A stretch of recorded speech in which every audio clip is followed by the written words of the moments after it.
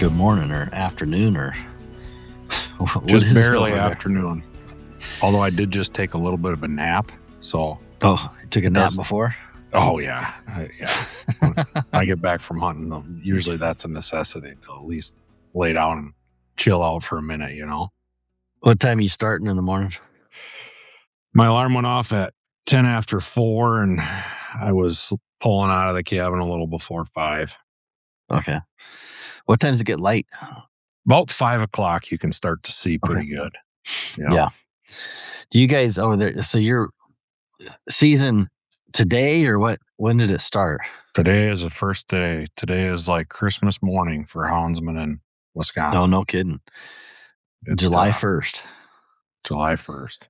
Yep. A lot of people out there.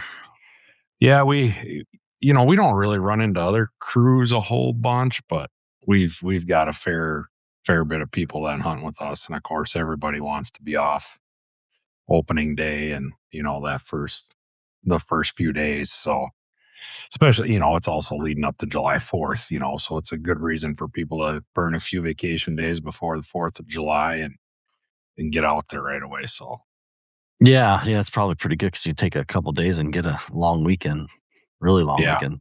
especially this year with the 4th coming up on, being on a Saturday. Yeah, which the 3rd, is like everything's closed. I know we're going to close on the 3rd, so we won't be open. Sure. Which this is when this podcast probably will launch. People will be listening. We'll be closed. If you Everybody remember to send it to Cody. That's right. Last time I didn't even send it. It was late. It was like a week late. Cool. How did your morning go? So here's the part in the podcast where I make a bunch of excuses, Yeah. as to why my dogs maybe just aren't that good. But it was a little bit of a shit show this morning. We our weather's not great right now. It's really hot and humid, and it was foggy this morning.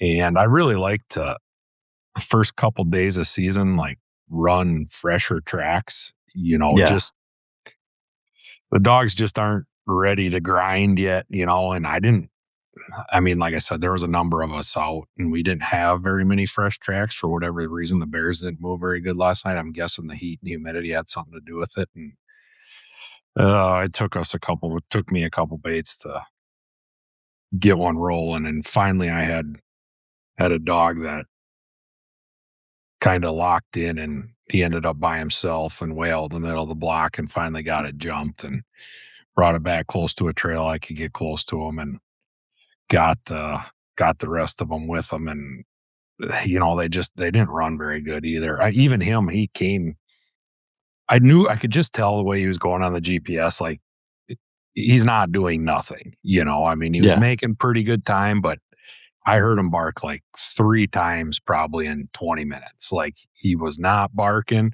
And then he came, there's this trail I could drive in, and he was kind of parallel in the trail, not very far off it. And then I think he got where he heard my truck or could smell my truck, and he just kind of popped out to me like he was like, nah, I'm good. I had enough, and Yeah.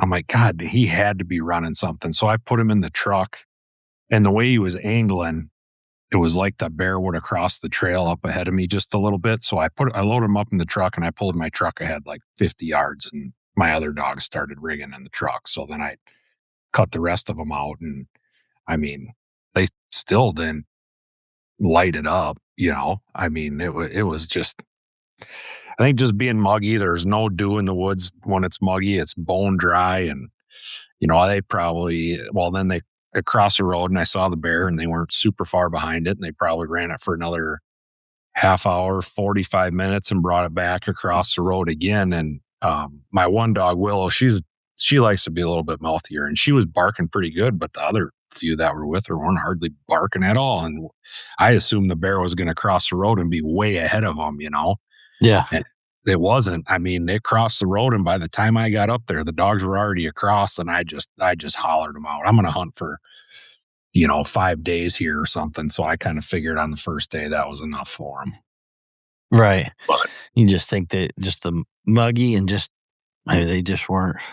weren't able to muggy and bark. At least it wasn't barking much, huh? out of shape, Yeah. out of shape and just not.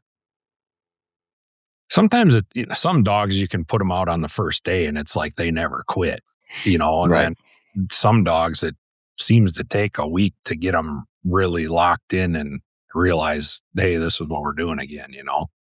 Yeah. So I think it's probably just a combination of things, but there was, well, between my cousin and some other guys that were out, I mean, we all kind of struggled to get baits jumped and then even when we did get bears running, dogs are falling on their face right away. When your dogs are out of shape and it's hot and humid, that's bad. Yeah. That's bad.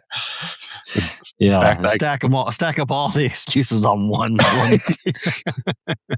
that's why when mine brought it back across the road the second time, and we had a thunderstorm coming, I'm like, I'm just going to catch them right here so they Mhm. don't get out in the middle of this block and I don't have a fat dog fall out of a race and I got to walk my fat ass in there in the pouring rain and get her out. So Yeah.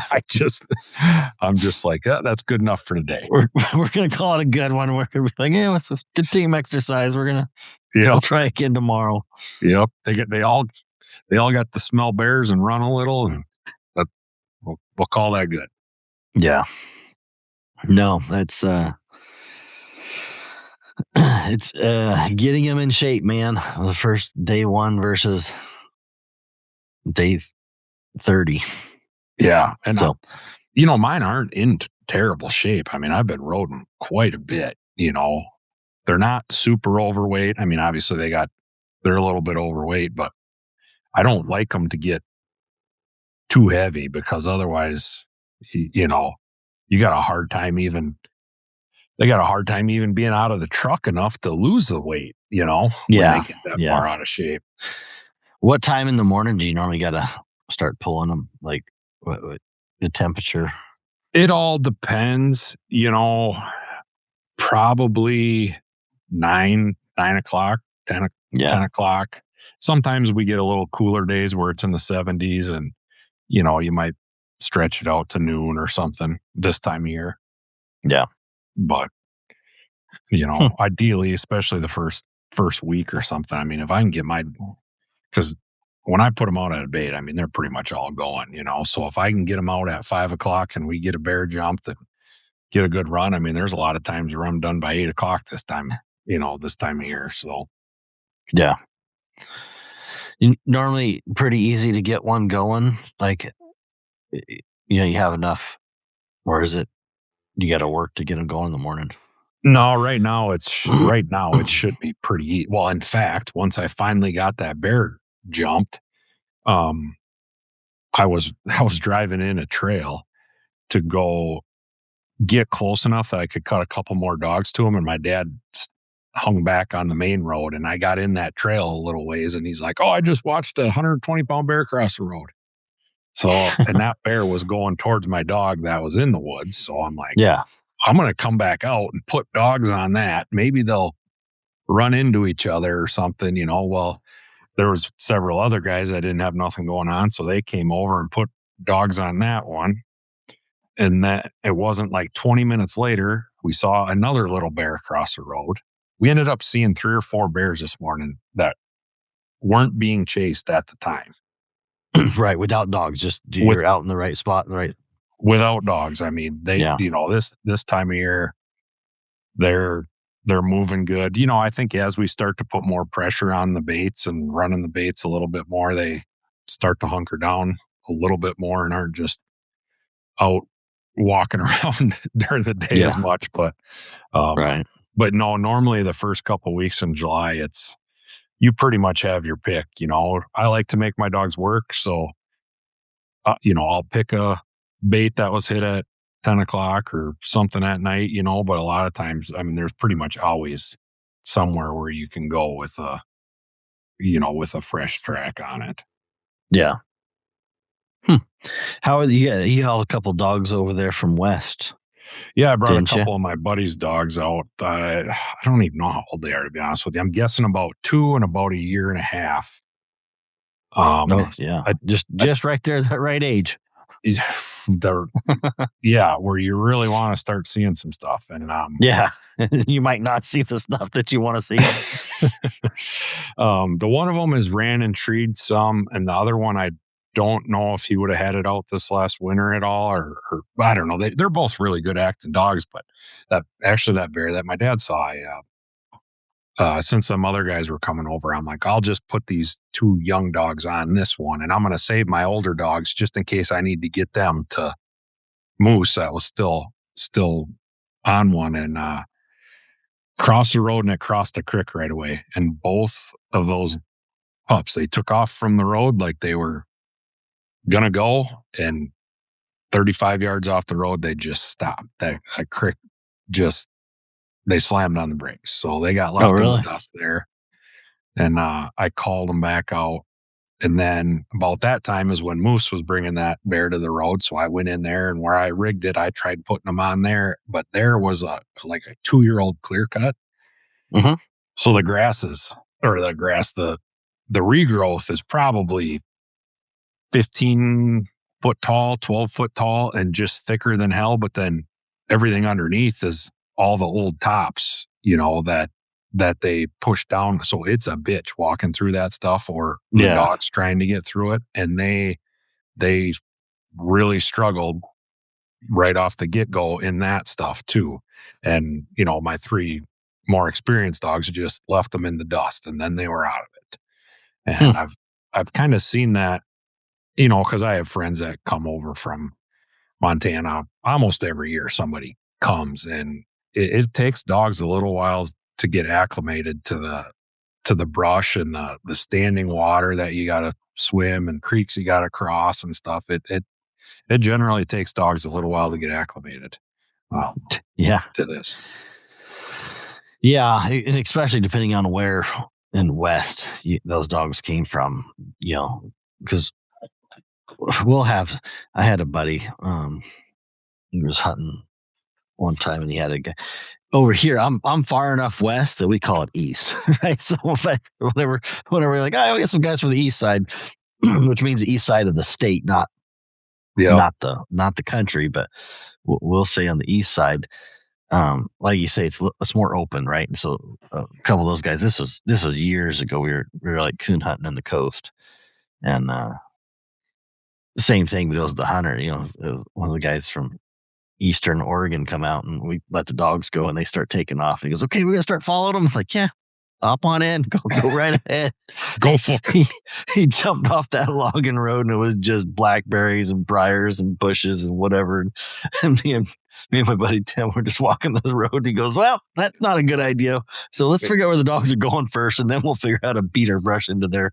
Yeah. But the same with a dog. It takes the hunter a little while to get used to how how to navigate that brush, because even as a hunter, you could just jump through there and beat yourself up on that slash. I imagine the same. Some of the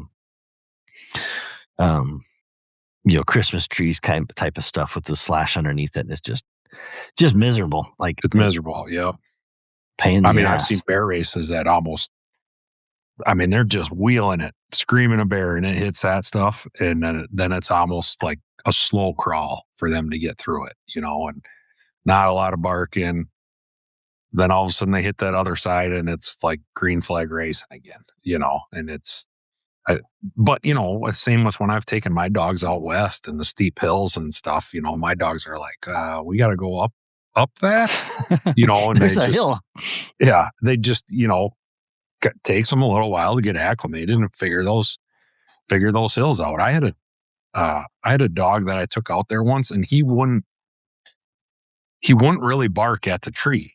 And the first time we treed a lion, I'm like, why in the hell is he not treeing? Like, he is a really good tree dog. When I got in there, I realized when he trees, he would bounce back on his back legs, and like pick his front feet up in the air. Well, when he would do that there on that side of that mountain, when he would shift his weight backwards, he would like slide down the hill. Every time he would go to bark, he would like slide down the hill. And it took him a while for him to learn that he had to get his feet planted or find somewhere different to stand where he could do that, Right. Yeah. Yeah. Different terrain, different. I mean, it's like, uh, you talking about that brush. One of the most miserable hunts I had was I was actually with my son, and we ended up treeing a cat. We're on snowmobiles, and I, for some reason, I didn't check the 2-stroke oil on my sled that day. So I was running out of 2-stroke oil, and I was like, son of a bitch. So dogs were treed. So I rode to a spot, and I had NH message, and I messaged a buddy. I was like, hey, could you bring me some 2-stroke oil? I got to go to this hike to this tree. So I had to hike an extra, like, mile and a half, 2 miles to get to this cat tree. I probably could have drove the sled in a little bit further, but I was like, I don't want to blow my sled up here with my son and all that. And anyways, we had to hike across one of those slashes, like you're talking. This was snow, so the treetops were there, but then the snow came on top of it, so it's like it made this like false floor. Yeah. That had to be 6 to 8 feet tall. Like, so you're 8 feet above the ground on these, in snow. So it was probably 3 or 4 foot of snow. You know what I mean? Like, Yeah. But the way the But snow it was drifts hung were, up on that. yeah, it was hung up on that. So you're probably 6 feet, and then another 3 or 4 feet of snow on top of that 6 feet. So, God, you had to be 10, 12 feet above the dirt. But the base was like 6 to 8 feet above, where the bottom of the snow was. And then you had these tree wells. And boy, if you punched a snowshoe through that, it was absolutely like scary, miserable. You know what I mean? Like, especially with my son. Well, my son was probably, he just skipped across the top of that shit. But me, I was like post holing, and I'd fall down, and it'd be everything I could to get back on top. Oh man. And I actually had to go back there in the summer to find a pair of binos that I left at the tree. So I hiked back in there in the summertime. It was miserable, but it wasn't as miserable as being in the snow. Like the snow. Yeah, the snow just was dangerous. But when I went through there without the snow, it's like you couldn't just go straight through, but you could work your way through the brush. Yeah. But I had the exact same experience in Montana. And actually, my cousin Andrea that you met up in British Columbia was with me hunting that day. And we treated a cat, and we got to the spot where it looked like it was Christmas trees that were 18 inches or 2 foot tall. Just really short Christmas trees. They weren't. They were 10 feet tall. And same deal. I kept falling in those tree wells, but her, she weighs 110 pounds, and I was 220 pounds.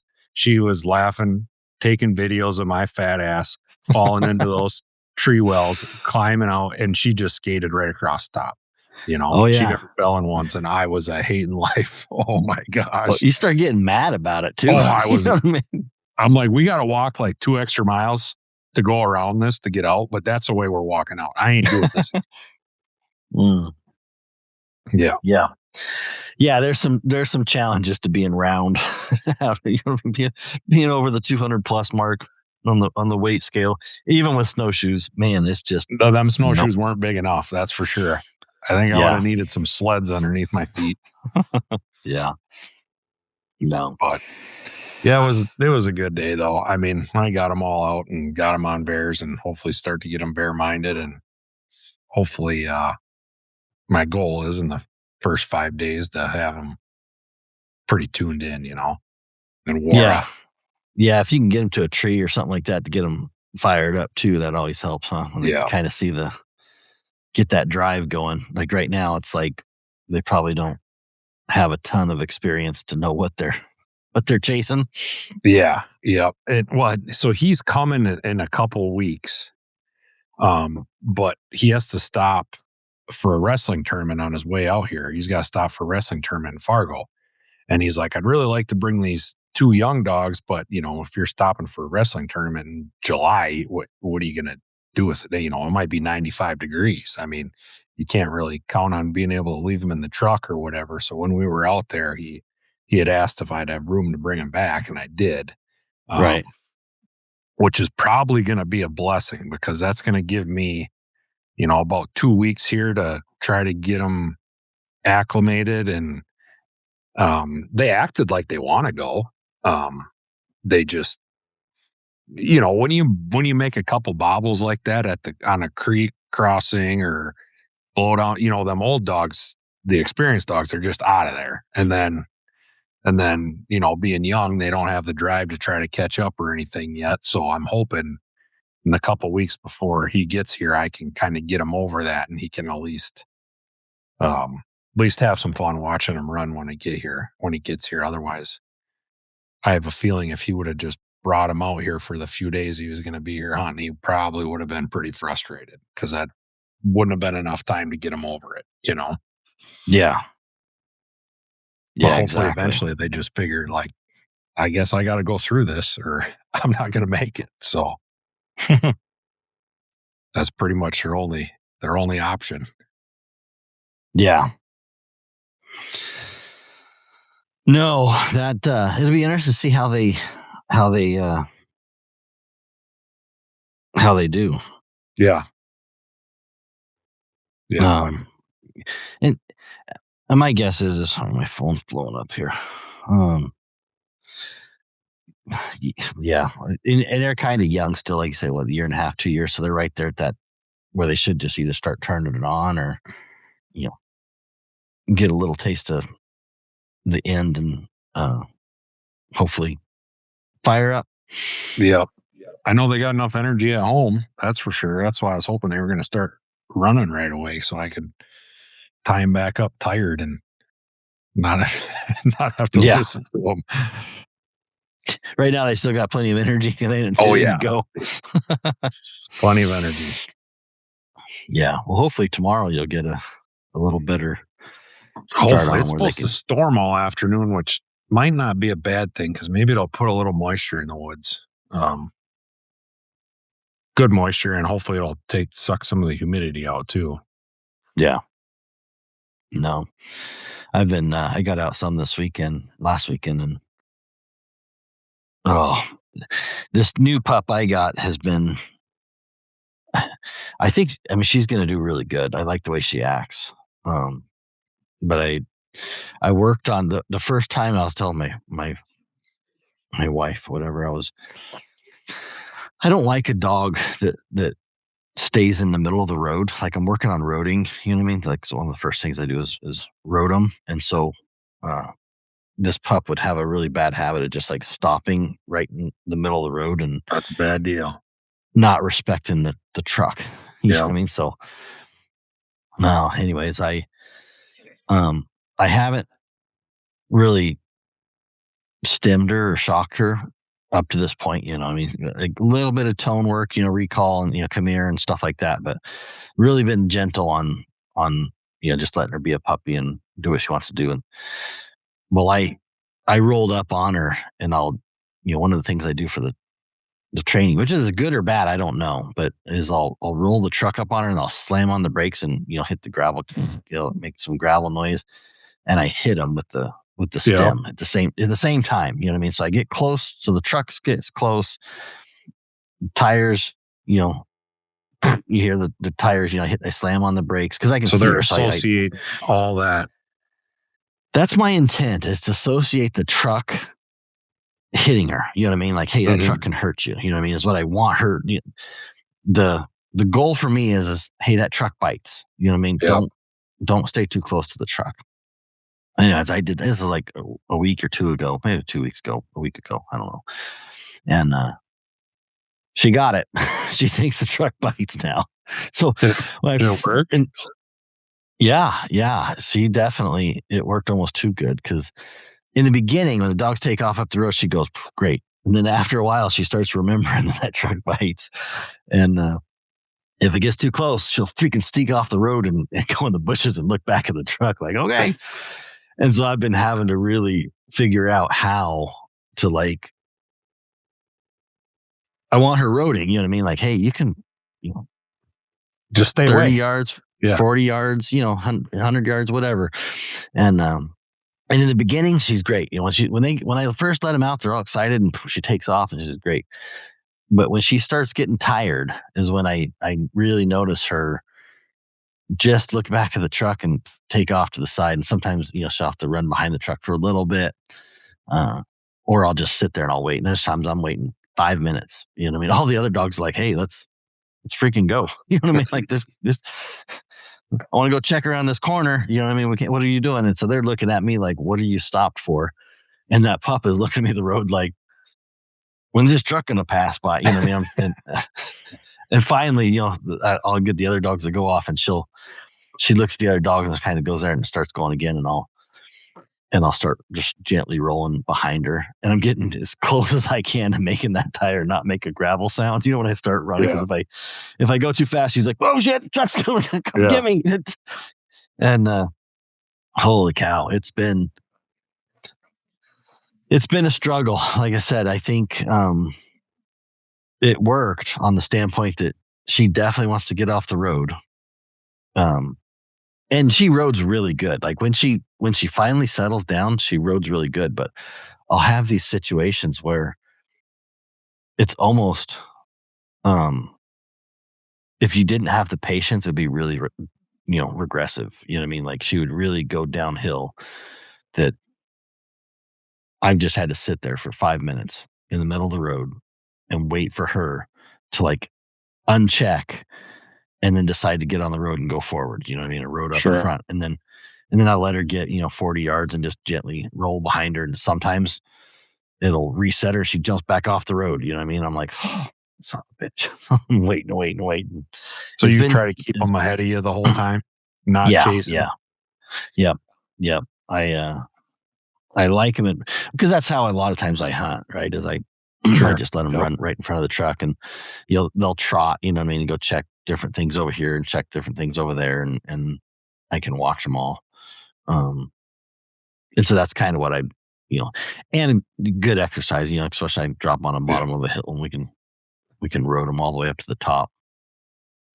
The young dogs normally want to stretch out and run, but I don't. They got to stay somewhat with me. You know what I mean? I don't like just burning full speed down. But I've dealt with that some too. Some dogs got, because I rode mine with side by side, not for hunting, but just for exercising. And a couple of mine respect that side by side, and I don't think I could. I don't think I'd be able to run them over. And then there's a couple other ones that they smell something and they'll slam on the brakes right in front of you. And I've done the exact same thing, the exact same way that you do with the e-collar. Try to make them think that it bites, basically. Yeah. And I haven't done it a whole bunch, because they don't do it all the time. So then when I need to do it, I'm like, damn it, where's my handheld? Or it's on the wrong collar. You gotta get it set up too. Yeah. It's on the wrong collar, and you just miss your opportunity. But I've run a couple over with my side by side, and it sucks. It scares me. And I have done some roading with my truck, and I only like to put a couple out when I rode with my truck. Like when we were in British Columbia and I would only do a couple at a time, because it scares the death out of me that I'm going to run one over, Uh-huh. Yeah, that's why I'm always counting. You know what I mean? I got 4, and then the bird dog.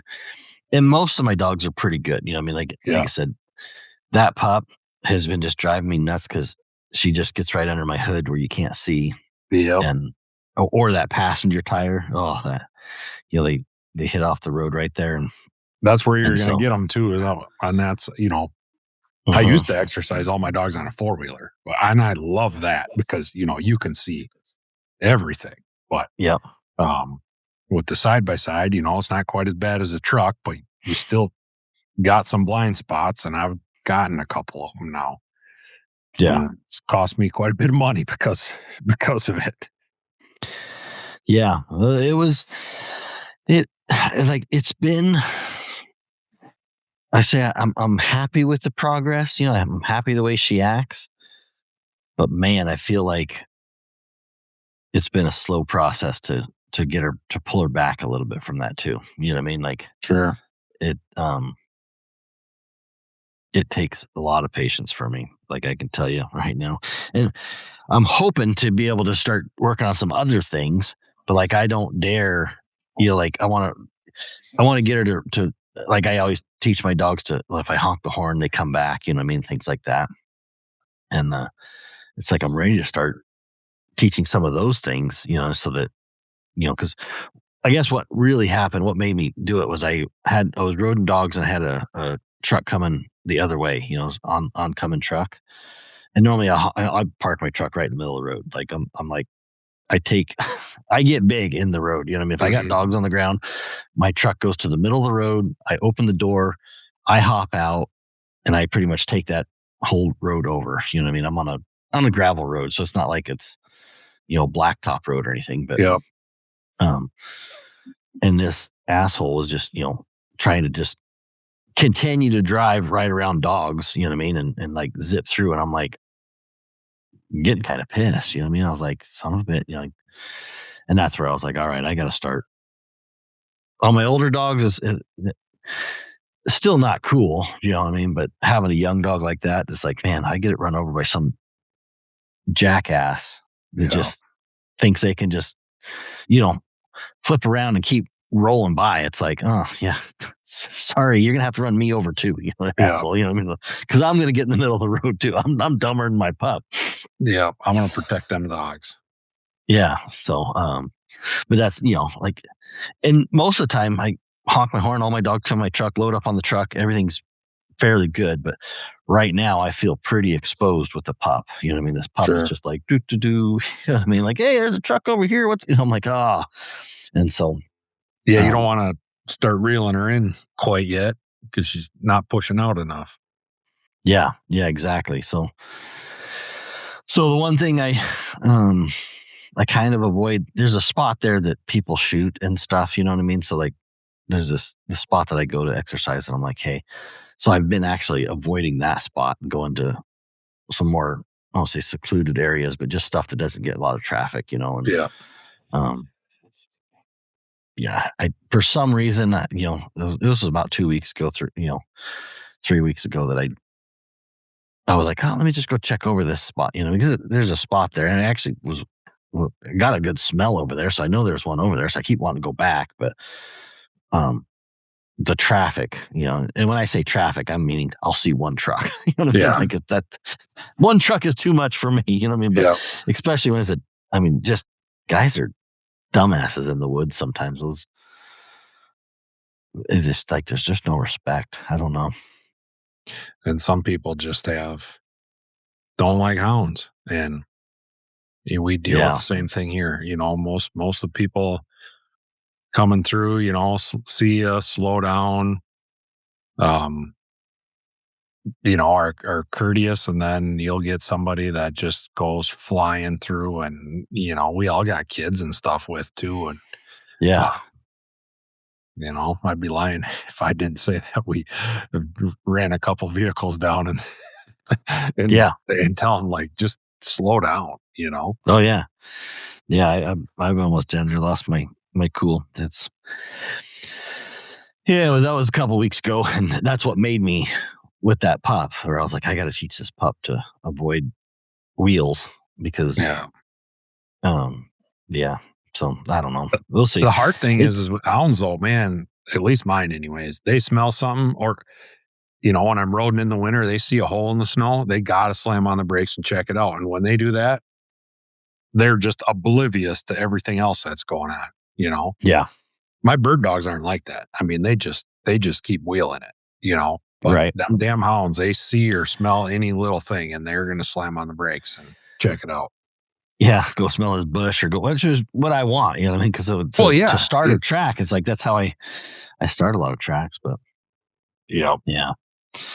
We'll see. That's been my challenge for me personally on this pup right now, which is, and it's strictly a matter of patience, right? Because it's like I want these things to happen for certain reasons, and the pup is just not fully ready there. You know what I mean? Like I pushed her a little bit on the roading because of a safety issue. And now I don't say I'm paying for it, because I'd say 80% of the time she's roading just fine with the other dogs not thinking. And then 30% of the time she'll like have this little flashback that so for some reason she feels like she's too close to the truck or the truck's going to come run her down. You know, I'm like, hey, it's not going to chase you down from 40 yards. You know what I mean? Like, we're only going to be in the 10-yard. You know, this truck only chases dogs down at 10 yards. You know what I mean? Like, you got to be right there. I'm not like bombing down, 100 yards and trying to run a dog over at 100 yards. I'm like, it's only when you're in that 10-yard, right before you go underneath my visibility of my hood. Was she like I'm trying 4 months old now or something? 6. 6? Oh, geez, it's been that long already? I know. Yeah, January, so maybe 5, because she was born in January, so this is the 6th month, so we're going on 6. She's 5 months. And I had I trailed one.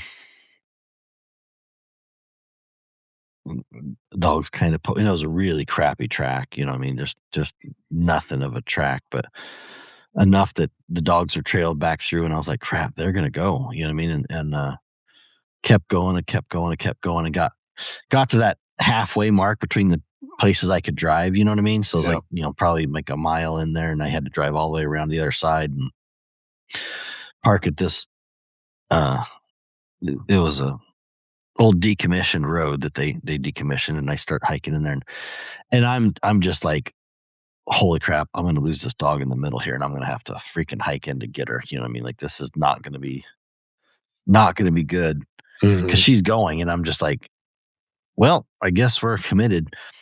Hike in there, and for whatever reason, she stayed with the dogs. I mean, she's acting really good. She doesn't know. I'm not saying she's trailing, you know what I mean? Yeah. But she is definitely packed up and hanging out with those dogs. And like I told you guys I got her from, I said, she's putting herself in the right position that when something happens, I think she's going to be in the right position to learn. You know what I mean? Yeah. Like, it's not sitting at the truck for your example. At the truck. Yep. She didn't get turned back by the first creek. You know what I mean? I was like, no, you're going to get thrown out. And it's like, oh, now the jump happened, whatever. It's like, if she's a mile in there with the dogs and they jump, she's going to be at that switch. You know what I mean? And whether she picks it up or whatever, it's just like, hey, there's just something to be said for having a pup that's in that right position, even though it's probably like a do to do. You know what I mean? She's just probably like, hey, we're just doing this. It's fun. And we're barking once in a while. And then, they're probably like, holy crap, what the hell is that?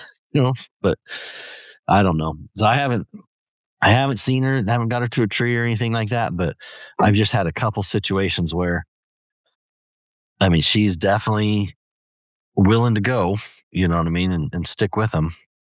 I would guess the way that you raise your dogs and how they're always all together, she's used to going with the old dogs in the yard. And, I see that with my dogs compared to other people's dogs, just how much I rode my dogs together. They're not just in kennels and never associating with each other. I mean, they're like always together. So like Della, who's 2 now, when I had her and Scout as puppies, same exact thing. Both of them went with the older dogs. I don't know how many times it was before they actually figured out that, holy shit, we're actually chasing something. Like, we're not just walking through the woods, just barking every once in a while, but they always went with them and were there enough that eventually they figured it out that we're actually doing something here, Yeah. And I think that's a lot with how you raise them. I think so. And that's, even, like I was telling you, one of the things I want to teach her is to come back to my truck, so like, if I see another truck out there, either it's coming behind me or in front of me, if I have dogs if I'm roading dogs and I see a truck, I'll honk my horn, and all the dogs instantly come back, and I'll just tell them load up or, whatever it is. And I can already see that pup. Her wheels are spinning, because when you got 4 dogs down there and 3 of them instantly turn, they hear that horn and 3 of them instantly turn back and head back to the truck. That pup's like, I guess we're going back to the truck. I guess everyone wants to go back to the truck. I don't know. Yeah. I don't know why, but and it's like that pack is teaching them, just. I think there's good in it, but I also think there's, independence that is missed sometimes. You know what I mean? For sure, they can. 100%. Yep, you're 100% right. And I don't know that my dogs now are as independent as our dogs used to be before we had all the GPSs and Yeah. I 20 years ago I would have never dreamt of having a hound in the house. You know what I mean? And Right. people just didn't. Not that you treated them badly, you just didn't. They were just more tools, for a lot of people back then. And but like you said, I think my dogs are more connected to me. Like I got to be careful. So one of the baits I tried this morning, it's actually one I ended up getting jumped. 3 of my dogs were going out behind the bait. They weren't barking, weren't tearing it up, but I could tell that they had the track. Well, Izzy had circled back behind and she was by the road, and I was in by the bait, so 50 yards off the road or so. And I wanted to get her back because I knew she'd go in behind them other dogs. Yeah. But I'm like, damn it, I can't yell for her because I know if I yell for her, the dogs that are going out, at least the house dog, like I could put a TT20 on her. Like I'd never have to shock her, nothing, And I was just kind of like yelling under my breath for Izzy, kind of like, Izzy, come, just, Yeah. Well, and once you know what, Willow turned around and came back too, because I'm sure she heard me. And so that's kind of frustrating, but I've built that, she's in the house. She goes everywhere with me. And she's just more attached to me because of that. And she just doesn't have that independence like some other dogs do. And yeah. I just got to be careful because I start yelling and they all go, "Oh, Dad's yelling. Uh-oh." What? Mine is, I'll have Shelby, my red dog. She's almost 12 now, so they'll be roading, and I try not to road her too hard. You know what I mean? It's like, and I'll be like, or it used to be Shy. Shy was older too, and like they just want to keep roading, but they're slow, and I'm like, Shy, come here, get on the truck. You know what I mean? Just you. All the other dogs look at me, and I'm like, no, I just want one on the truck. You know what I mean? And I'll have Shy or Shelby jump on the truck, and then the other dogs look, and I'm like, no, y'all asses is road. You know what I mean? Like she's earned the right to rig she's right special. now. Mm-hmm. But yeah, then all the other dogs are like, oh, we get on the truck. I'm like, no, just this one. You know what I mean? But yeah, if you say it too loud, all the dogs load up, and then I'm frustrated because it's like, no, I'm trying to separate one. Oh, yeah. Who knows? I'm having a hard time. I don't know. With Shelby, man,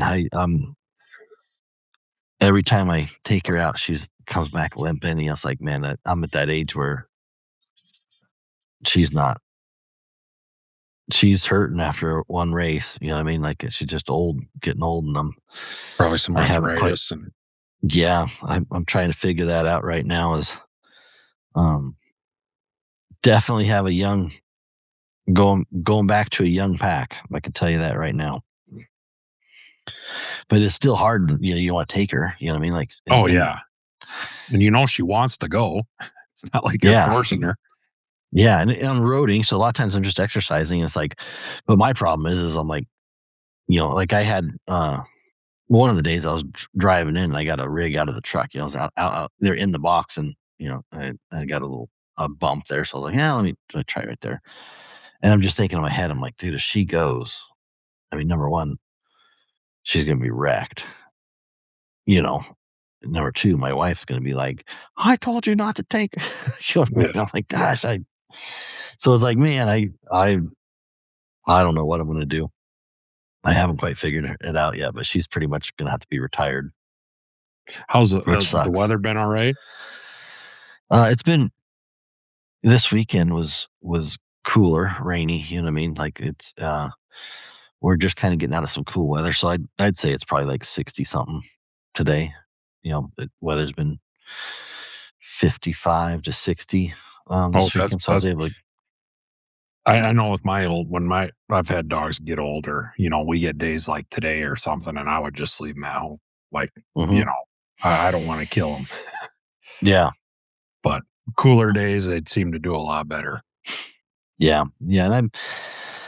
And I want to keep her in shape. You know what I mean? So it's like this balancing act of like, she's still functioning. She just Mm, doesn't have that.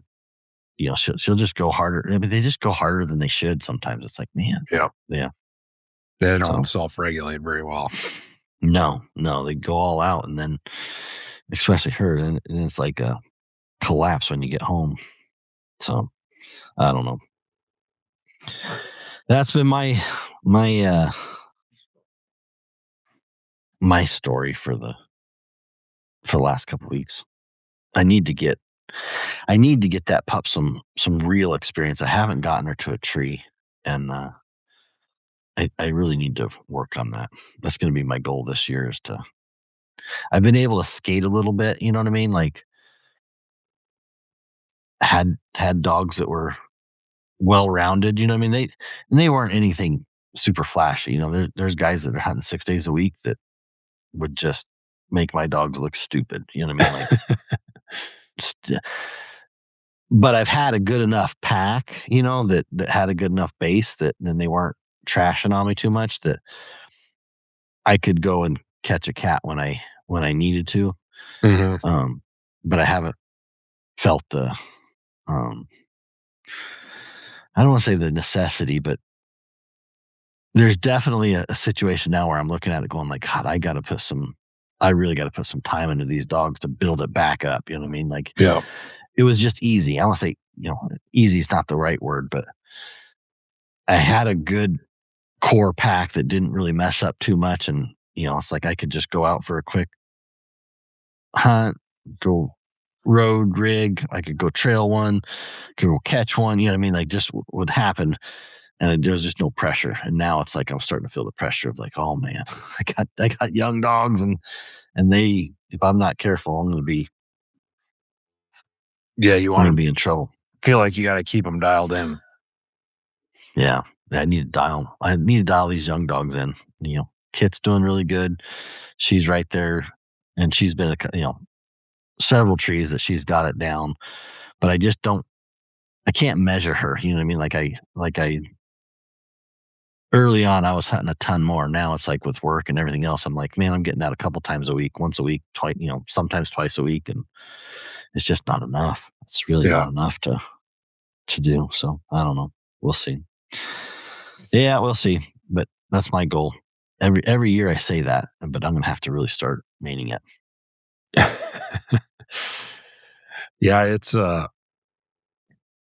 important to keep them dialed. Like I said, maybe we even mentioned this, but some dogs, it seems like, for us, yeah, call it March 1st is about when we're done hunting in the winter when conditions go to hell and stuff, So we've got, what, 4 months off ish before July 1st rolls around. And that's our biggest break of the year, because it's only from when cat season ends or from when bear season ends to when winter hunting starts. It's only, you're only looking at a month and a half or something. So that it's not a huge break, but me just trying to get I feel like the dogs I have right now, it takes a little bit of work to get them dialed in at the beginning of the season. The last couple of years, I've felt myself being a little disappointed the first, couple days or whatever, just thinking that they were going to start rolling right away better than they have.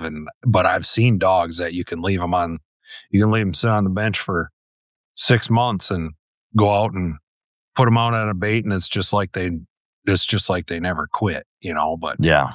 and again, maybe that goes back to some of that independence that the older dogs used to have, and mine being a little bit more reliant on me now than dogs, we had 15, 20 years ago, but I haven't seen them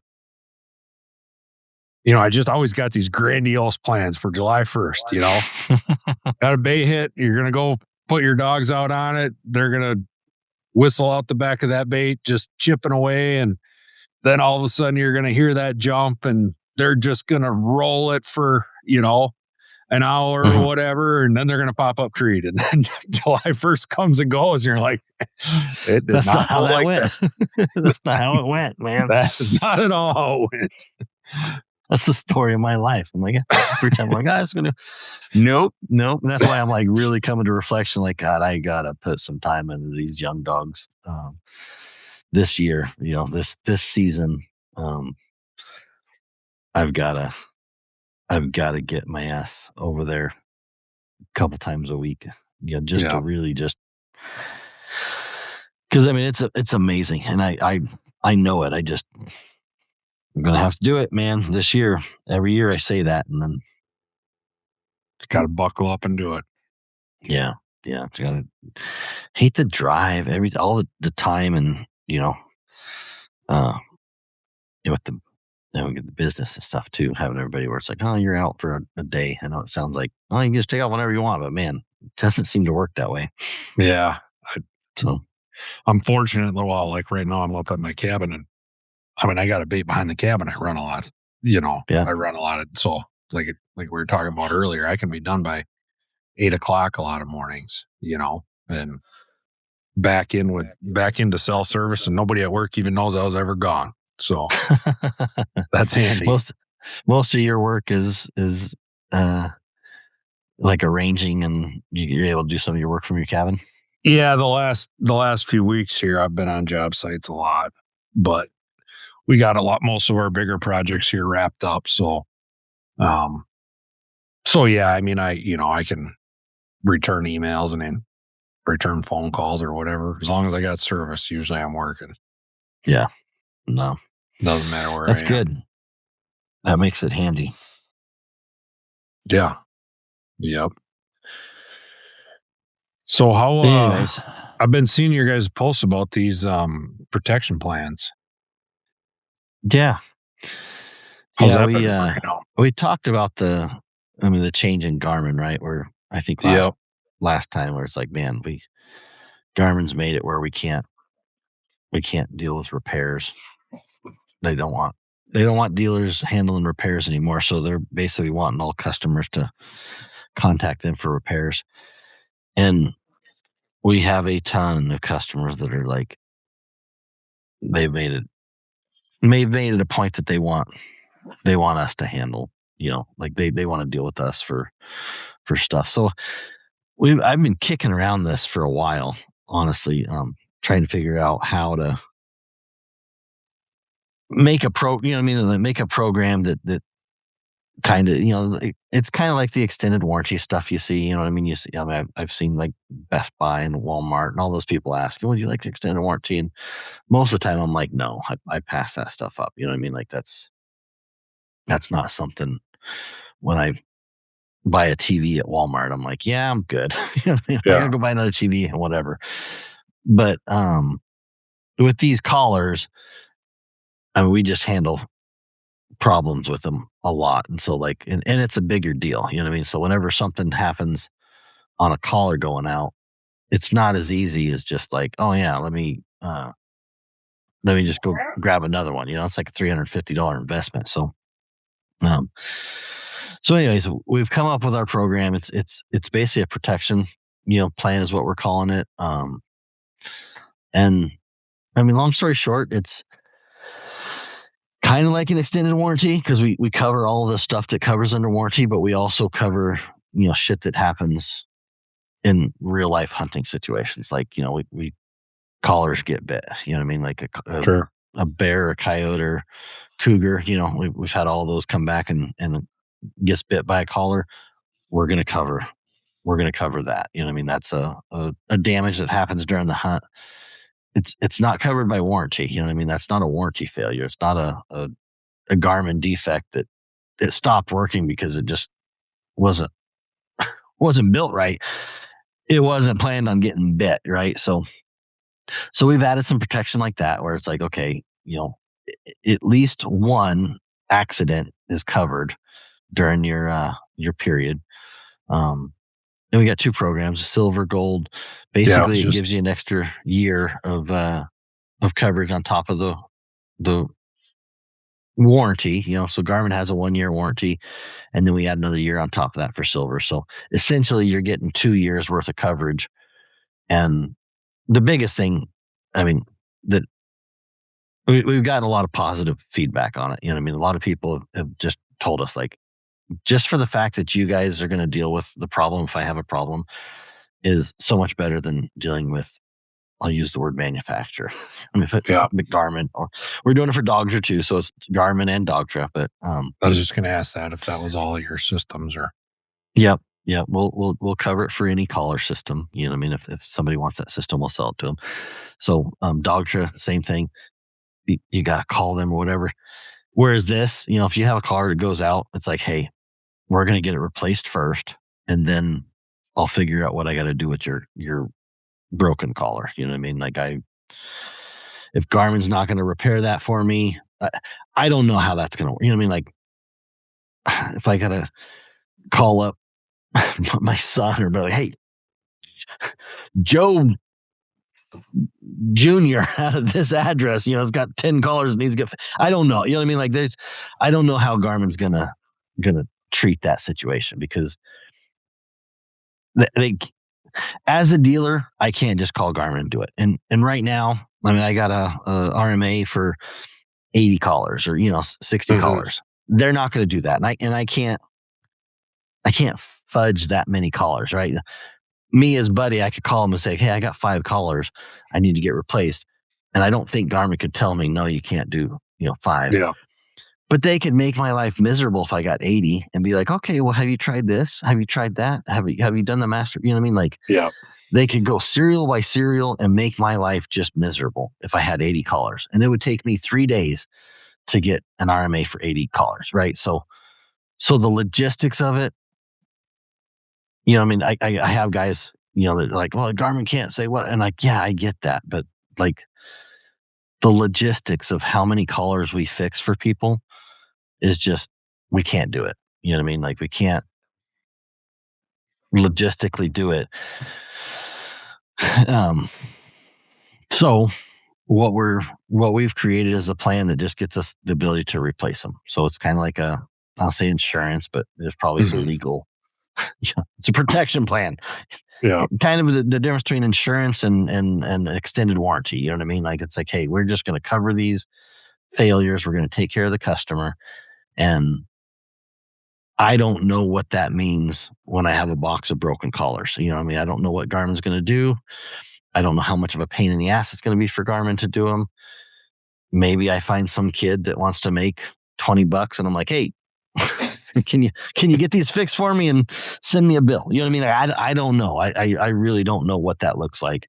So you're just going to cross that bridge when you get to it? We are going to cross that bridge when we get to it. You know what I mean? So what we do know is what it'll look like for the customer. You know what I mean? Like, I don't know what it's going to look like for me, but I know what it's going to look like for the customer. And that's going to be like, hey, you call us, you got a problem. We're going to send you a collar, probably off the shelf. If I don't have, refurbished, I'll have refurbished or whatever. I'll have options. But if I don't, I'm going to go grab a new collar for $350 off my shelf, and I'm going to get it to the customer. And I'll deal with the aftermath of a broken collar, later. And so that's it in a nutshell. Is like, hey, what can we do for the customer? And it's not for everybody. If you want to call Garmin, call Garmin. You know what I mean? Like, they're going to be a couple $100, $200, to get a collar replaced. It's not the end of the world. They'll take care of you. You know what I mean? It's not like they're not going to take care of you, but it might be 2 weeks. It might be 3 weeks. You know what I mean? Like, by the time you send a collar in, it's going to take 5 days for them to get the collar, unless you overnight it and pay $40, to have it overnighted. And then it could take a couple days for them to ship it out. If they're back ordered on refurbished, you know what I mean? Like, maybe it takes them 2 weeks to get their shit. I don't know. You know what I mean? Like, I've seen situations, some of it's not fair to compare, but like during COVID, I mean, there was times where it was 3 months to get something replaced. You know what I mean? Like you couldn't get a collar replaced for months out of Garmin.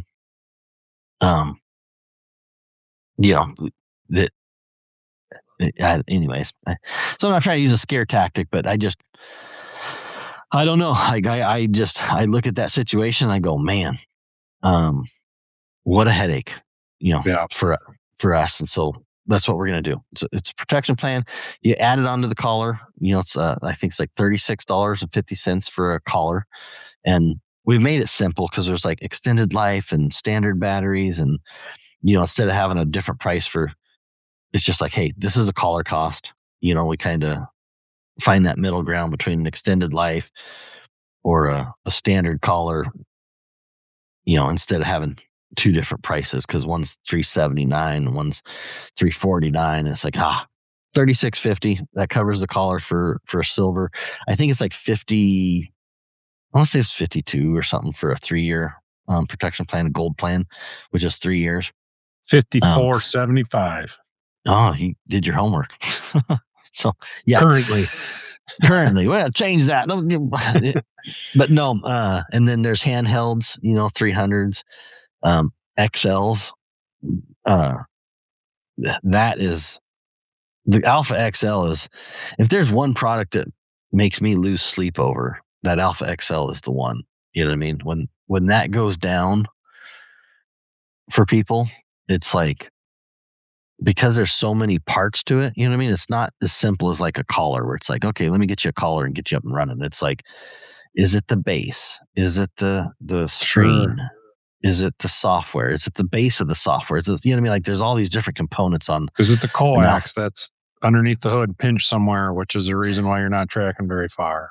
Yeah. Is it the special power connector? Because it's got this special power connector you can't get anywhere else, and only that one works. And so it's like that. To me, I was actually talking to some of the guys in the shop. They're like, man, that XL is a hard one to sell. I go, here's the deal, man. On some levels, Garmin taking away the ability for us to do repairs is kind of a blessing when it comes, especially when it comes to the Alpha XL. Can't help you. Exactly. I'm like, say, that's exactly right.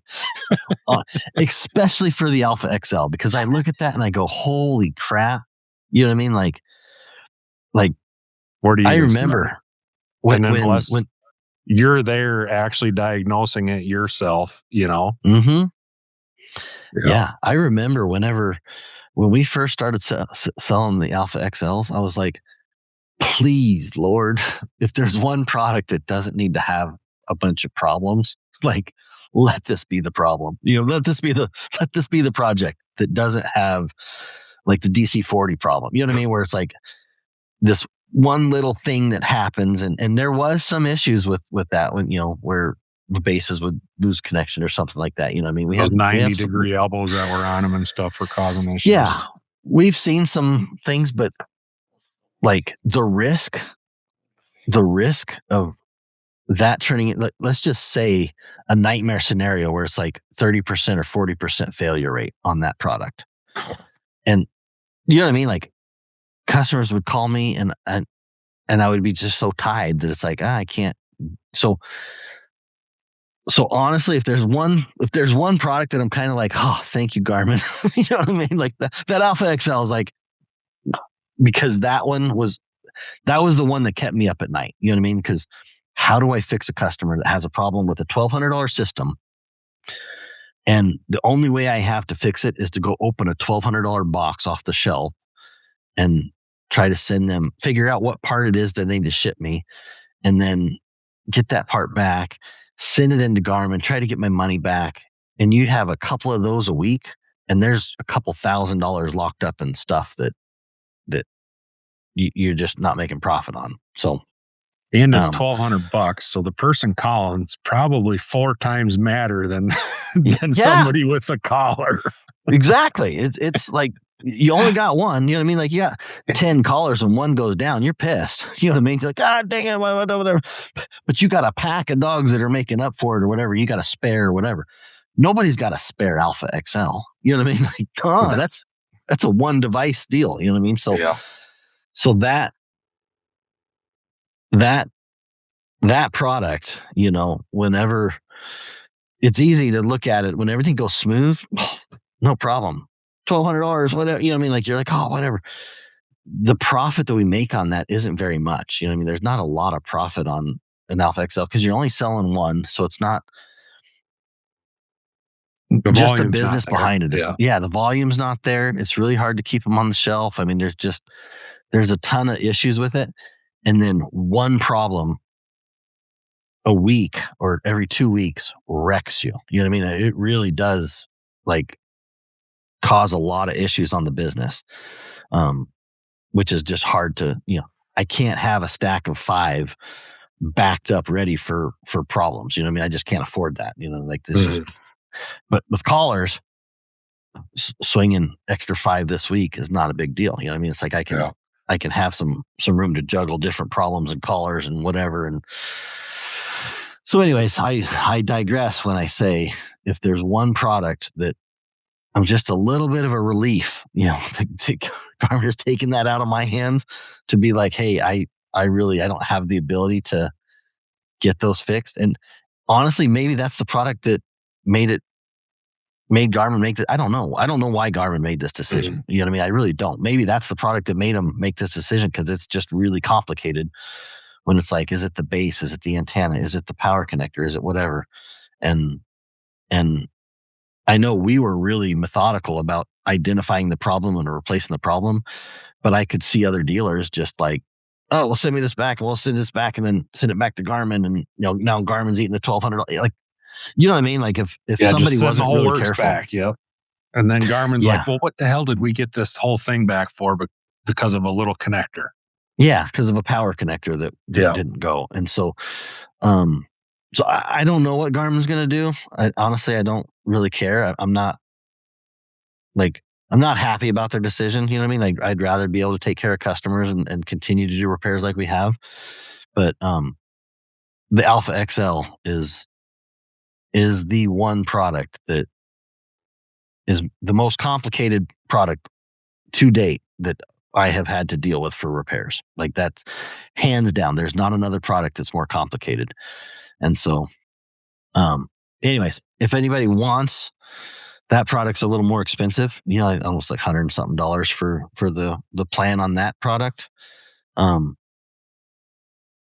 it's just, man, I told the guy, I was like, people don't want that. Don't lose any sleep over them not buying that product for the Alpha XL. It makes sense a lot of times for collars, because there's the bears that get bitten by them. The dogs are aggressive on them. You know what I mean? Like collars are the number one failure that we see come in is by far and large collars. You know what I mean? Like there's no doubts. It's not like we're seeing a ton of handhelds come in problems. There's not like we're seeing a ton of Alpha XLs come in problems. So I highly recommend getting this program for a collar. I mean, it really makes sense for that. Your handheld, again, especially if you're only got one of them, it makes sense. And the Alpha XL, it's expensive, man. Like the program's a little more expensive, but if you have a problem with an XL, the problem, the time, the effort, all that is more complicated. So I don't know. I feel like I'm Does beating a it dead horse on that. cover flex band issues with the collars? Yeah. It's basically going to cover everything on that collar. So I didn't know if because that was kind of a replaceable part or have you been seeing issues with the flex bands like we used to with the 15s or now that the 25 years old? Yeah, I actually posted a video today. I didn't watch it, but I saw cleaning. Yeah, because we took some in on trade that were been a couple years old, and we got them in, and I've seen this a couple times, and so this one I was like, you know what, I should make a video on how to clean this up. Number one, and we did some experiments with dielectric grease, making sure that dielectric grease didn't affect the GPS. So we put some dielectric grease on it, threw it on there, and I mean it picked up instantly. So it's like, okay, that dielectric grease isn't harming anything. I didn't want to tell people, try some dielectric grease without doing it myself. Mm-hmm. So that's basically the contact points where the flex band hits the collar. You're cleaning that up. Yep. So that's the we've seen some issues there, and we've seen where new flex bands don't fix it. You know what I mean? So it is actually the flex band that went bad. Um, on the protection plan, it has a deductible. It's kind of like run like a cell phone. I've really looked at a lot of different models to try to figure out what makes sense. Um, and I've had my cell phone under one of the protection plans for a while, and it's like $8 a month, I think, is what I pay. And then when I break a iPhone, I gotta pay $100 deductible or $150 deductible or whatever it is, right? So that's kind of the model that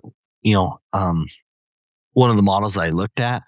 Except I didn't like the idea of having a monthly fee. You know what I mean? Like I don't think customers would like to have a monthly fee on their collars. And after 3 years, I'm like, hey, you know what I mean? Like it just doesn't make sense, right? It's like you know, I want a one and done. Like this is what this collar is. We can protect this collar because after 5 years, it makes it really hard for me to replace it. You know what I mean? So like there's only a certain amount of time that we can do it. So I was like, I would rather just be like, hey, this is the rate, whatever. But if I look at a cell phone, you had a deductible. And so that's what our plan does is it's like, hey, this is the cost. And then there's a deductible to get it repaired. Or replaced, not repaired, because we can't repair them anymore, but to get it replaced. And so like on a collar, it's like $100 deductible. You know what I mean? And then you're going to get basically a $350 collar replacement on it. The handheld's the same thing. So that's kind of, in a nutshell, that's kind of what it does. The last thing, and we kind of put this in there. So there's deductibles during the coverage period and there's deductibles after the coverage period. And so basically, if you let's just talk about the silver plan, right? 2 years, you get a small deductible. It's $100 deductible for the collar. You're basically going to get the collar replaced. If you, let's say 4 years later, we have a 5-year guarantee that says for 5 years, I will handle that collar for you and get it replaced. And so if in 4 years, you have a failure, it's not covered under that lower deductible, but we have a higher deductible for the 5-year plan, right? So you're covered for 5 years. It's just a higher deductible. Sure. Full disclosure, you could go to Garmin and probably get the repair for that price, if not a little cheap. You know what I mean? Like it's a little bit more than what it's going to cost you to repair at Garmin. You know what I mean? If you're outside that coverage area, there's not a lot of coverage there. The benefit is you can call me and I'll just handle it for you. Or you can call, and get a collar out right away. Exactly. You know what I mean? That's the 5-year guarantee is like, hey, it's not cheaper for you. You know what I mean? So like we cover it for the 2 years, cheaper. 3 years, if you buy the gold plan, cheaper for sure. That's your coverage. Up to 5 years is just like hey, this is a hassle-free, you could call Garmin or you could call us and we're going to guarantee that we'll get it replaced somehow for up to 5 years. Truthfully, that 5 years is just kind of like a safety number. You know what I mean? Like if you called me in 6 years and I had the ability to get it replaced, we're going to get it replaced. You know what I mean? Like that 5 years is not, it's just something I had to do to be like, hey, there is a limit. You can't call me 10 years later and be like, oh, this collar, I'm like, I can't even get you the collar for that. You know what I mean? So there's just some limit that puts a limit on it, if that makes sense. But in 5 years and a day, you're probably not going to be like, oh, guess what? That thing ran out 12 hours ago. Sorry to hear about your bad luck. Exactly. If there's still support for that collar that you have 6 years later and you have this plan, we're going to take, the goal is for me to take care of, basically you're buying into the W program. They're like, hey, you can let W will take care of this collar as long as we can get some type of support for it. Not once we can't get support, once Garmin's not supporting those collars, then we're going to be like, hey, you're not going to get a TT 56 or whatever the new model is. You know what I mean? Like TT 147. 20 years later, be like, yeah, for $1,200, I got the TT 5670. But anyways, me as an 80-year-old man looking to cash in that protection plan. Yeah, exactly. So that's why the 5 years there is just kind of like, hey, we got to set some limits on it that it's like, hey, at some point, callers get, decommissioned and we just don't have the ability to replace them with the like collar. The new collar is way different than the old collar. It's not like, you break an iPhone 4 and Garmin or Apple sends you an iPhone 15. You know what I mean? Like they're like, hey, sorry, we don't mess with those 4s anymore. The iPhone 5, those are gone. You're gonna have to upgrade it once in a while. So yeah, that's kind of that protection plan. I'm sure there's some things I'm missing on it, but the biggest thing is it extends your warranty. So you still got the 1-year warranty for Garmin. If you want to deal with that, great, no problem. We will handle your warranty issues, no problem, no deductibles. You know what I mean? If it's a warranty issue, we're going to handle that. No deductible.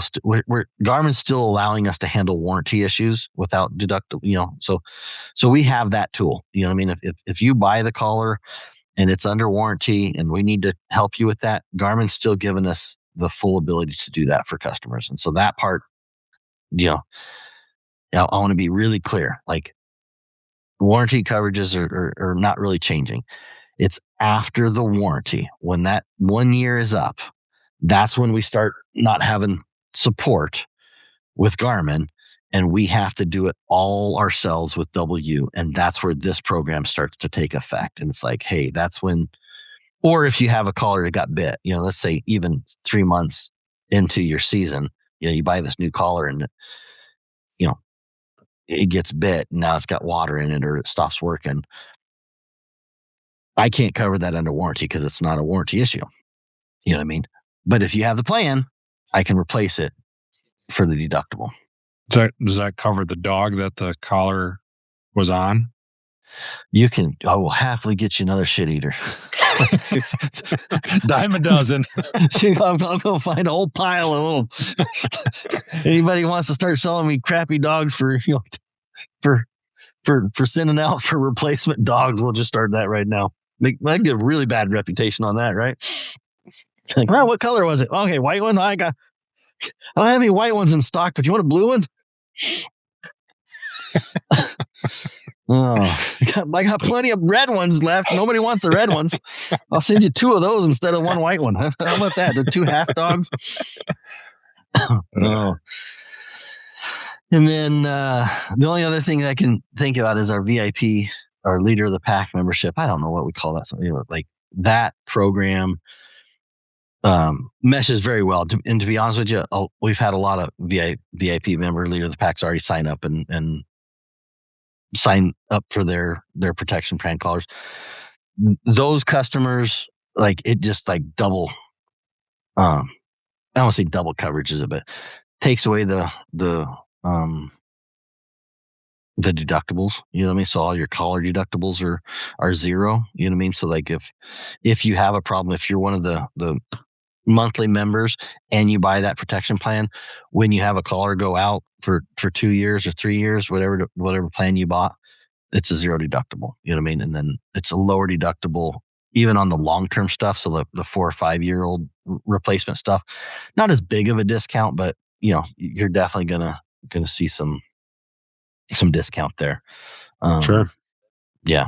And actually for July, we're actually, our July gift is we're just going to send out, and you'll get an email here soon, Ross, because you're one of our VIP members. Thank you. You'll get coverage, a silver plan for one collar. That's going to be what we do for the month of July. So honestly, if you want a collar right now, or can I wait till one breaks and then tell you which one? You can guess which ones you're going to break. So you'll have like 30 days it's 30, 60 days to put it on there. But yeah, a little perk. If somebody wants to become one of the VIP members for $21.95, you would get your silver plan. You'd get a discount code for silver plan for $36.50 credit right now to spend on it. But anyways, that's just one of the things. Yeah. And on that leader of the pack membership, we just try to take care of that group of people. You know what I mean? So like if we have a new product or a new program, we want them to test it out. We want their feedback. And so we're going to send it to them and be like, hey, here's, so far the feedback's been pretty good. Like I said, it's not for everybody. I want to be really honest. It's definitely not for everybody. But what we find is a lot of the leader of the pack or the VIP members that they just want no hassle when they call. You know what I mean? Like when they call, it's like, hey, there's no bullshit. Just we trust you, you trust us. Let's put the deal together. Here's my card. Make it happen. And Just give and me a that's working collar. exactly. You know what I mean? Like that's half of what that leader of the pack membership is most of those guys we already have a card on file, and they're just like, hey, can you send me a collar with this? You know, I had this collar broken. They'll send us a text, and we'll just be like, yep, no problem. It's on the way. We can get that on the order. So it just meshes with that very well. We just make sure that anybody that has any failure experience is covered that way. Yeah, it's good. So little plug, if you want to join our VIP membership, you're welcome to it. And if these are not the programs for you, I mean, absolutely not a problem. Like we're going to continue to do as best we can. We just, with Garmin taking away our ability to do repairs, it kind of stinks a little bit more for the customer. It just really stinks on that level. So I may have a Garmin update on the XL. I don't know if you remember, but the XL has been deleting saved trails. Yeah. Mine just did it the other day. And I've kind of been working with them trying to figure it out, which I don't know why in the hell we can't. It seems like it should be easy, but it hasn't been. But I did let's back up. So you've gone out and run all your roads out, right? So you have saved tracks from years of hunting, like years and years of hunting areas. And so you have these roads that are tracked out from your handheld or whatever device, 200, 300, whatever device you used back then. Yep. To kind of like show all these roads. GPX format, and you get them on, I've got them on my 300, and I can basically put them on anything. So you put them on there, and it shows little blue lines all over your map, showing you where your little 4-wheeler roads are that aren't on there, right? Yeah. So those are the maps you're talking about. Those are the tracks I'm talking about. Tracks, yeah. Tracks, yep. And since the XL has come out, the XLs will periodically delete them. Like mine seem to be about every 6 months or so. Like I'll turn my XL on and they're gone. So the fastest workaround that I've found for it is I saved all of mine to a micro SD chip. Yeah.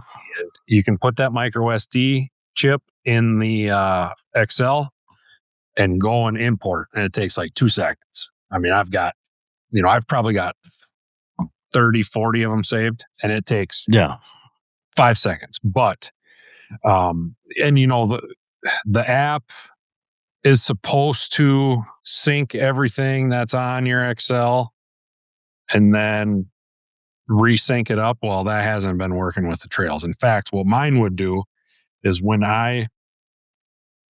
say I had the tracks on my XL, synced it to my app, it would sync all the trails into my app. If my XL deleted the trails and I went and put them back on via the micro SD card and then synced it back to the app again, it would double sync them. So I would have every trail in the app twice. Yeah. But I've been told that now the XL, if it's updated and your app's updated and everything, your XL may not necessarily not delete your saved tracks, but it should sync back through the app again. So if you realize that your trails are deleted on your XL, you've got everything synced into the app already, your app should push those trails back on to the XL. That would be nice, because I had a situation with the customer. This was a couple months ago where, I don't remember the exact steps that happened, but it deleted it, and then it deleted all the tracks off the app. It was like, so like we deleted them off I think it was a 300, maybe it was an XL, I don't remember. And then when it synced, I was like, oh, let me get rid of all these waypoints and tracks and shit on my app. And I was like, no, I don't want to. And so it actually got rid of a lot of my data on my app. So I think they probably hopefully fix that too, because that was pretty overwhelming to lose that much data. It is kind of frustrating when you got this much data on these systems that we've been using for years and years and years. And then all of a sudden some stupid software glitch is just like, yep, all gone. Yep. That's why when I was having issues, I'm like, I'm backing these. I got them saved on my computer and I've got them on that SD chip. Like I'm going to have this stuff backed up somewhere. Yeah. So I don't lose them. I can tell you the version of the app that I have is not working like it's supposed to. Oh, really? On the app? Correct. I haven't even messed with the app in a while. So it's so frustrating. I hadn't either. I didn't even have either of my things nothing paired to the app until I heard that it was supposed to fix the problem. Supposed to be fixed. And it's not. And I actually put a waypoint in my app too, because they wanted to know if the waypoint would sync to my XL, and that did not. Really? But what I don't understand, and this is, when I synced it up, I'm like, why is this stupid thing taking so long to sync? It synced like 500 hunts, right, throughout the last few years. Like, yeah, it doesn't need to sync that. Yeah, you know what I mean? Like, I'm not going to go on my XL and go look at a hunt from 3 years ago. I'm just not going to do it. And I know that you can kind of go choose what collections or whatever you're going to sync, but by the time I started the sync, it was too late. And I think they need to make that easier. Like, we don't need to sync hunts from 2 years ago. I've been like, that's been my number one complaint about the app for years, right? Is it just wants to sync and sync and sync. And I'm like, dude, you don't understand. Like, I go hunt and I'll go hunt for a month or whatever it is. And then I might come in, 30 days later. I'm like, oh, let me just check something on my app. And then it's like, oh, we need to sync what you did for the last 30 days. It used to be with the LT collar when I was trying that LTE collar, the cell phone collar. It used to be that it would show me where that dog was from like 30 days ago and be like, oh, that's what it was. And it went over here, and then went over here, and then went over here. And I'm like, I'd really like to know where my freaking dog is right now. Yeah. I don't need to know the hunt I was on 2 weeks ago. You know what I mean? I don't need you to show me that hunt over and sync. Show me the dog step by step during, 2 weeks ago, it was here. And then the next day it was over here. And then the next day, and you had to wait like 10 minutes for it to finally catch up and be like, oh, and he's over there right now. I'm like, no, you should be showing me where my dog is right now, because when I open this collar, this app up, I want to see where, and I'm pretty sure they got that fixed now, but like, this just goes to the frustrations of the app that I've had for years, and it's gotten better, but it's just not. It's like, I don't even enjoy using it. You know what I mean? Like, I really don't even enjoy using the app.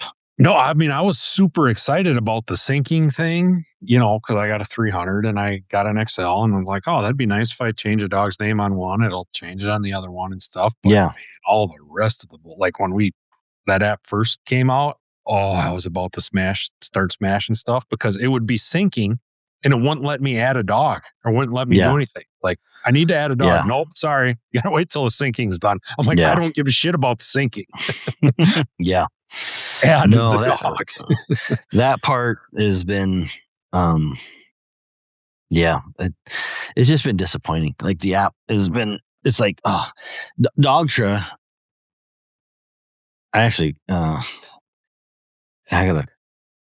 need to talk to them tomorrow. I think I got a meeting to talk to them, because I had some of the same issues with Dogtra where it was doing the same, not the same thing, but where the device wouldn't track until I had the handheld, so I turned my app on and I'm like, hey, look, it was kind of the opposite, to be honest with you, Dogtra, where it was like, I kind of want to know where the dog has been, 5 minutes ago, 10 minutes ago. because Mm-hmm. if I didn't have the app on with the new compass, I was like, oh, when I first got it, I thought, oh, this is going to It wasn't keep. recording when it was in the background, right? Exactly. I thought I was going to Yep. be recording my dog, kind of like, I'm so used to what Garmin does, is it records those tracks.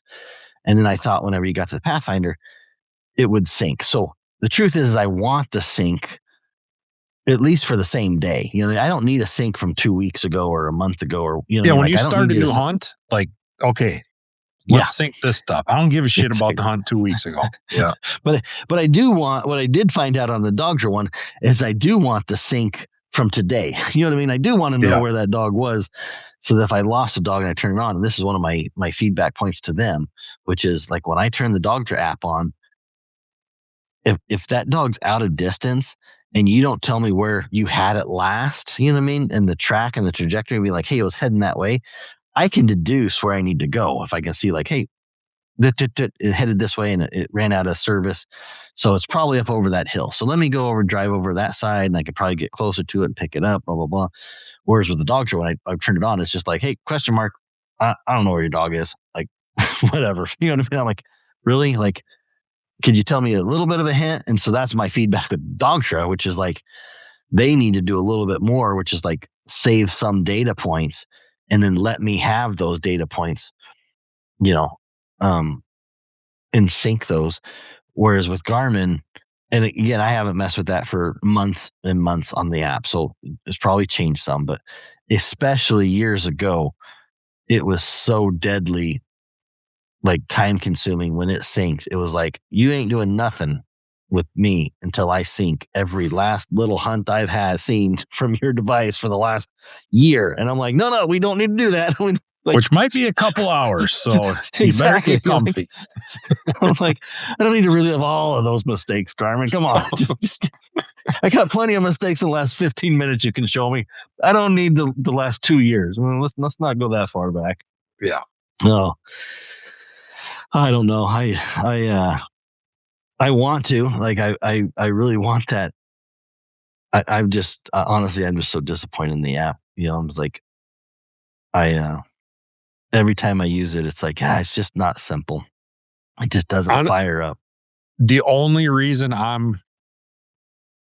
I put it back on, or updated it or whatever, is because I am sick of the trails getting deleted, and I'm really trying to give them whatever information I can to fix it. Yes. And now there's several people that know that I've kind of been working on it with them and trying to, so they call and bug me about it. I'm like, dude, call Garmin, bitch to them. Like, I ain't the guy. No. I'm not on Garmin's payroll. Like, I can't. They're kicking me out of the repair side of things now. I'm like, I'm sorry. I'm like, gotta call them. I don't know what Garmin's thinking, but hopefully they'll figure it out. But man, people are gonna have to start ringing their phone and letting them know, because some of the stuff is just, they're gonna have to figure it out. And this specific situation seems so easy. Like, just dude, don't delete my shit. If I got trails saved and got names and stuff, don't delete that shit. Like,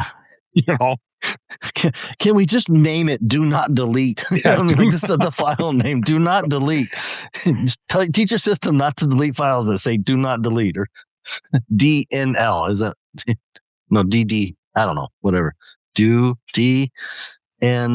DND. Do not DND. Do not delete. If you just name it DND, DND2, DND3. Exactly. I got a fix for you guys. Just check for that name. If it says D&D in it, don't delete that shit. That's what we want to keep that. Hide that in the coding. Yeah, exactly. Keep D&D. But for guys that are aggravated about it, we're still trying to. I haven't given up on it. I don't think Garmin's given up on it. They just can't figure it out, but we're trying. So try to sync it to your app, see if it works. It's supposed to work.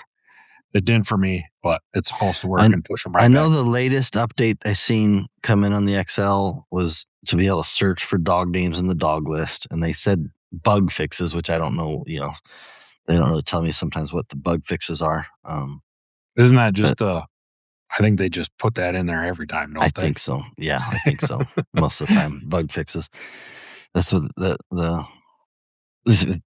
sometimes there's real fixes in it, but sometimes it's just little things that don't. Maybe some weird color shows up or something like that. I don't know. It's like half the time it's benign, but there are times whenever these things get fixed and it's under the bug fixes deal. But when's the last time you had your tracks deleted? It just last week. Today? Oh, Nope, last last week. week. Oh, that's got to be just drive you nuts. If it wasn't for that micro SD, like that's so I leave that thing in my hunting truck, that micro SD. So I can literally, if they're gone, I can pop that sumbitch in and have them right back on there in 2 seconds. Yeah. That's what I tell everybody. That is the quickest, easiest, most pain-free way to just make sure you got them backed up and can get them back on there in a hurry. It's only tracks, huh? Not waypoints? It's just the tracks, I believe. Yeah. Just Although save tracks, huh? I'm pretty sure that they've had issues with see, I don't have a lot of waypoints saved in mine, so Nope. I don't know if I have any right now. We did have an issue that I think that's come up a couple times, yes.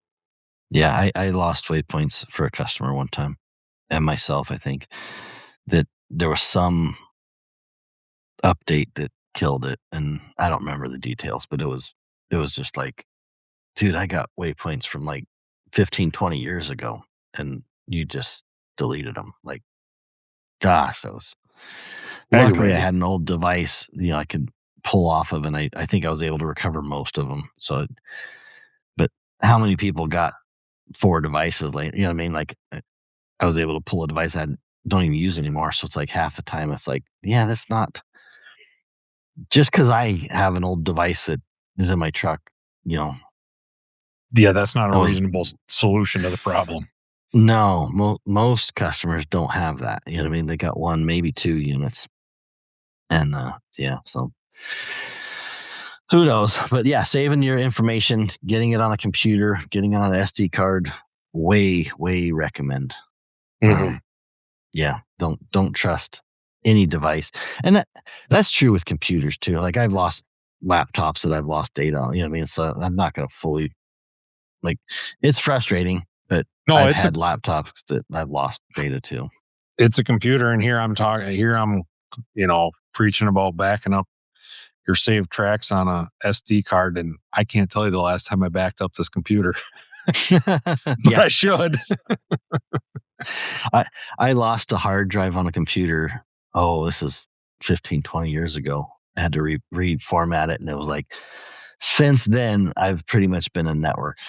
Like, my stuff is saved on a network. To the cloud or whatever. Yeah. Yeah, even the cloud before it was a cloud, you know what I mean? Like, I had a network drive, which I can't crack it. I got this drive in my shop. It's this network drop box that's got 2 hard drives in it. And there was some password. I can't get into it. I can't get it working. But I'm like, man, those hard drives have some files on it that I really would like to go look and see from like 20 years ago. And I can't get into that hard drive system anyways. But now everything is pretty much the cloud. Like, I tell my staff here, I was like, hey, I don't want files on local computers. I like my laptop to be that I could take that laptop off my desk, throw it in the trash, go down to Best Buy, buy a laptop. I got it, I'll probably have, 2 hours setting it up, getting passwords and installing Outlook and, my mail setting service. The language. And, yeah. All the BS. I'll probably have some time setting that up. But then once I link it to that cloud, all of my files, all of my graphics, all of my business documents, everything that I need, videos that we've edited, pictures, all of that is done and back. And so it's not on the laptop. You know what I mean? I don't want the files on the laptop. The laptop just has the operating system, the programs. And I would like, that's what I really was hoping that the app was going to do with Garmin, right? Was going to make it. And that's the theory. But then the problem with Garmin is then they really want you to be connected to the internet and the cloud. And I'm like, yeah, but for you, I want to be able to go off the internet. You know what I mean? I want to do this stuff in the woods. And so it's a little more challenging. That part of it is, there's a complexity there that I can appreciate Garmin has to deal with. I still don't like it because I get really frustrated that Garmin's app is so heavily dependent on the internet, even the InReach app, the messenger app. You know what I mean? If you don't get that thing synced up and dialed right before you go out in the woods, it's a pain. You know what I mean? If you're out of cell phone service. And I don't like that, you know, because most of the time when shit happens, I'm not prepared. You know what I mean? I'm like, I didn't really prepare. I didn't get my device linked up. I didn't get my InReach, you know, device set up like that. I just grab the shit. I pull it out there. The battery's dead. So I plug it in and charge it. And I'm like, let me send a text message here. And then it won't work. And it's like, yeah. So I don't know. I don't know the answer. So anyways. Well, we've done enough bitching today. Yeah. I probably offended somebody. I'm sure I did somewhere. I got big grandiose plans for tomorrow. Everything's going to go just ducky tomorrow morning. July 2nd. Do over. No, it doesn't. Right on. All right, Ross. Well, let's wrap it up here. Good chatting with you. Sounds good. Tomorrow, you too. Those dogs just scream out. Those dogs are just going to scream out of there. They're going to... It's going to go just ducky. I know it.